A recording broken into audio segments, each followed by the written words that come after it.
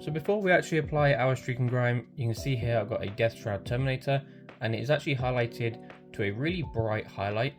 Now, this is because Streaking Grime, obviously by its name, will grime down and really darken our miniature. It's going to knock back these highlights like a lot.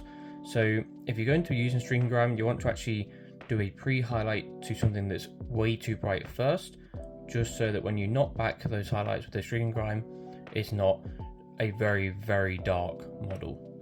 So what is Streaking Grime? Streaking Grime is an enamel product that you can apply onto your model, and then because it's an enamel, very much like oils, you can then actually remove it from the surfaces using something like mineral spirits. Now, the Streaking Grime itself has a really, really nice, horrible sort of grimy look to it. So it really heavily weathers down your model, which obviously in our case is perfect for Death Guard.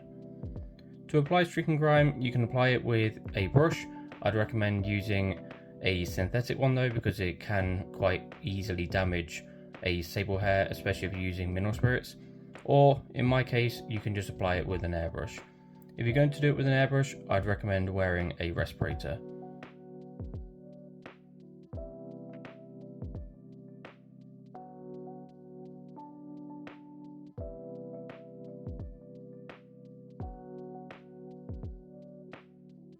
So after letting that Streaking Grime dry for a little bit, our next step is to take some odorless thinner or white spirits, and I like to use these eyeliner makeup sponges.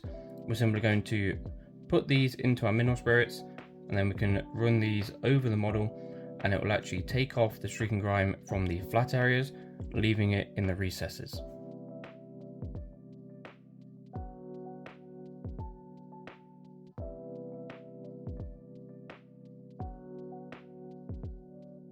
And here we go.